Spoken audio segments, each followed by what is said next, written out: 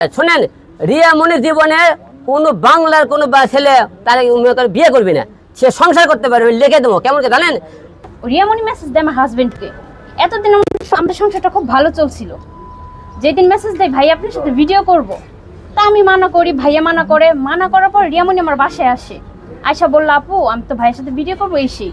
ওর আমি রিয়ামণিকে বলছি, আপনি যে ভাই আমার হাজবেন্ডের সাথে ভিডিও করবেন, আপনার হাজবেন্ডকে অনুমতি দিচ্ছে? উনি বলছে যে হ্যাঁ আমার হাজবেন্ডকে অনুমতি দিছে। তারপর ভাইয়া রাত্রে ফোন দিয়ে বলছে যে না, ভিডিও করা যাবে না। আসসালামু আলাইকুম বন্ধুরা, আশা করি সবাই ভালো আছেন। আল্লাহর অশেষ রহমত, আমিও ভালো আছি। শুরুতে যে ভিডিওটি দেখলেন, আজকের ভিডিওটি খুবই গুরুত্বপূর্ণ। আশা করি শুরু থেকে শেষ পর্যন্ত আমাদের সাথে থাকবেন। অনলাইন জগতের আলোচিত সমালোচিত মুখ, ভাইরাল মুখ হিরো আলম ও রিয়া মনি।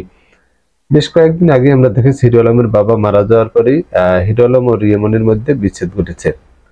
এরপরই আমরা দেখেছি যে অবাক করা যে বিষয়টি, সেটি হচ্ছে হিরো আলমের স্ত্রী রিয়া মনি চলে গিয়েছেন ড্যান্সার ম্যাক্স রিয়াজের কাছে এবং ম্যাক্স রিয়াজের স্ত্রী চলে আসছেন হিরো আলমের কাছে। এ নিয়েই কিন্তু অনলাইনে সবাই বলছে যে তারা আসলে স্ত্রী বদল করেছেন।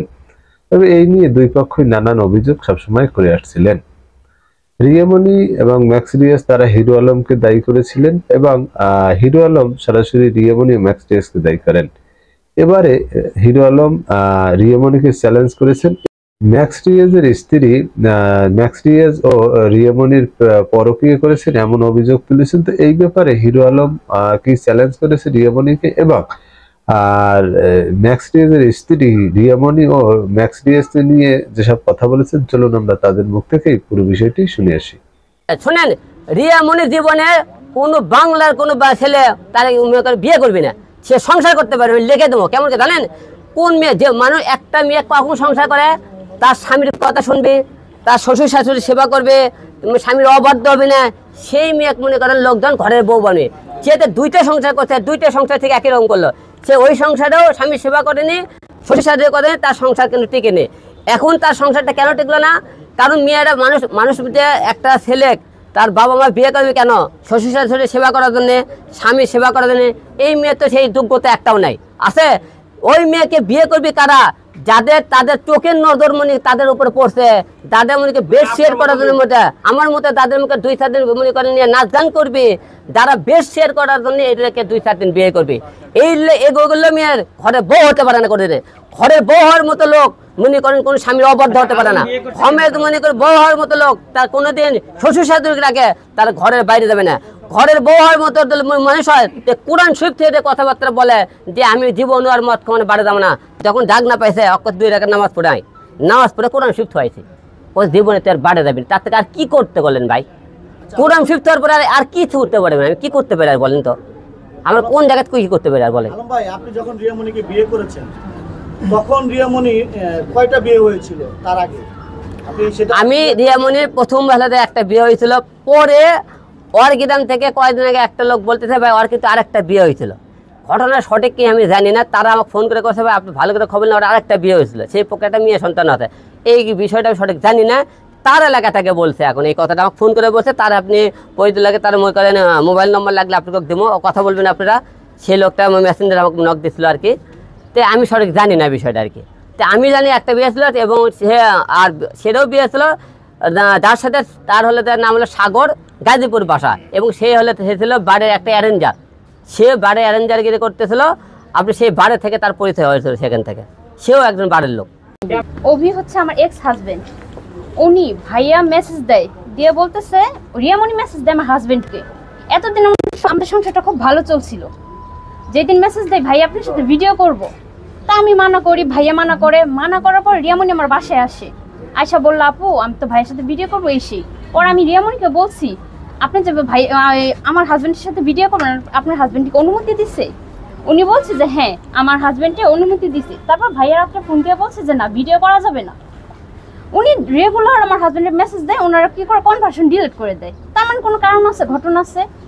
তো আমি জিজ্ঞেস করি যে কি ব্যাপার, আপনারা কথা বলেন, কনভারসেশন ডিলিট করেন কে? বলে যে না কনভারসেশন আমি ডিলিট করি না, এমনিতে ডিলিট হয়ে যায়। রিয়ামণি আমি বাসা থেকে বুঝাই দিছি, বোন তুমি দেখো ভিডিও করো না, তোমার হাজবেন্ডকে চাইতেছে না, আমি চাই না যে সংসার কাইজা ঝগড়া হোক। আমি আমার হাজবেন্ডকে, যেদিন রিয়ামণি আমাদের বাসায় আসবে ভিডিওর জন্য, ম্যাক্সোভিরিয়াস আমার এক্স হাজবেন্ড কি করে জানেন? ফেসিয়াল করে, ফেসিয়াল করতেছে। মানে রিয়ামণি আসতেছে একটি স্টারের বউ, উনি নিয়ে ভিডিও করবে, ঘর ঝাড়ু দেয়, মানে কি একটা পার্ট নিয়ে থাকে। পরে আমি বলতেছি কি ব্যাপার, রিয়ামণি আসতেছে আমাদের বাসায়, আপনি ফেসিয়ালের কি হইলো? কোট পরতেছে, প্যান্ট পরতেছে, মানে কি আগের থেকে ওদের লিঙ্ক আপ আছে, মানে আমার যা বুঝাইছে। আমার বাসায় ভালোভাবে উনি নিয়ে যায়, আমি বাসায় যাই, যাওয়ার পরে শুনি ওনাদের মধ্যে ঝগড়া। এর কিছুদিন পরে যেই দিন ভাইয়ের বাবা মারা যায়, এর একদিন আগে ভিডিও বানায় ওনারা। ভাইয়া যেই দিন ওনার ওয়াইফের ডিভোর্স দেয়, এর দু একদিন পরে উনি আমার ডিভোর্স দিয়ে দেয়। তার মানে কারণ কি, আমি তো কিছু করি নাই। রিয়ামণি আমার বাসায় আসে, উনার এত ভাবে বললাম, উনি একটা ভাড়ের মেয়ে, উনারে যে বললাম যে আপু, হাতটি ধরে যে বললাম যে আপু আপনি ওনার সাথে ভিডিও বানেন না, আপনি আমার সংসারটা ভাঙেন না। যেহেতু আমি দেখতেছি ওনার মেসেঞ্জার কথা বলে কনভারসেশন ডিলিট করে দেয়, তার মানে কোনো কারণ আছে। আবার কি এমন মেসেজ করে, আমার হাজবেন্ড আমার ঘুমিয়ে রাখে ওই ঘরে চলে যায়, গিয়ে দুইজনে মেসেজ করে। সে যে আমাকে বললো আমার 3টা বিয়ে হয়েছে, সে প্রমাণ ছাড়া কিভাবে বলে আমার 3টা বিয়ে হয়েছে? সে প্রমাণ দিক। সে যে আমার নামে এই মিথ্যাচারগুলো করছে, আমি ওনার জন্য মানহানির মামলা করব। আর সে এটাও বলছে রিয়ামণি ডেইলি রাত্রে বাইরে যায়, দুইজনে প্রতিনিয়ত বাইরে যায়। সে রিয়ামণি আমার বাসায় নিয়ে রাখে, সে রিয়ামণিকে নিয়ে আমার বাসায় রাখে, 300 ফিট সারাদিন ঘোরাঘুরি করে। তো সে কোন লেভেলের একটা মেয়ে? ওর না নিজেও সংসার করতে পারলো না, কেউ করতে দিল। আচ্ছা, ম্যাক্সবি বলেছে যে 500 টাকার জন্য আপনি নাকি রাস্তাঘাটে নাচ গান করেন। ম্যাক্সবি বলছে 500 টাকার কারণে, সেই 500 টাকা মেয়ের বিয়ে করে সে কেন রাস্তাঘাটে ডান্স করায়? সেটার উত্তর আপনারাই ভালো জানেন, ভালো বুঝতে পারবেন। আমি যদি 500 টাকার কারণে ডান্স করি, এক ক্যাটাগরি ডান্স তো উনিও করছে, করে নাই? আচ্ছা, একটা কথা বলে আমি এতে ধরেন ম্যাক্সবি কিন্তু বলছিল যে হিরো আলম তার বউকে নিয়ে যাত্রাবেলা নাচ গান করে, আমি খারাপ আমার বউকে নিয়ে নাচ গান করছি। তো তুমি এত ভদ্রলোক, 500 টাকার বউকে নিয়ে তুমি কেন ভাই নাচ গান করছা? এটা আপনাদের কাছে ম্যাক্সবির বিষয়ে প্রশ্ন থাকলো। আচ্ছা, তো বন্ধুরা, আমরা শুনলাম হিরো আলম চ্যালেঞ্জ করেছে রিয়ামণি কারো সংসার করতে পারবে না। এছাড়াও ম্যাক্স রিয়াজের স্ত্রী ম্যাক্স রিয়াজ ও রিয়ামণিকে যে প্রেমের কথা বলেছে বা পরকীয়া করেছে, এই ব্যাপারে যে কথাগুলো বলেছেন আপনারা শুনলেন। তো হিরো আলম এবং ম্যাক্স রিয়াজের স্ত্রীর কথার সাথে কি আপনারা একমত কিনা, অবশ্যই আপনি আপনার মূল্যবান মতামত কমেন্ট বক্সে কমেন্ট করে জানাবেন। এবং নিয়মিত সকল ভাইরাল সংবাদ সবার আগে পেতে আমাদের চ্যানেলটি সাবস্ক্রাইব করে আমাদের পাশেই থাকবেন। দেখা হবে আগামী ভিডিওতে, সেই পর্যন্ত ভালো থাকবেন। আল্লাহ হাফেজ।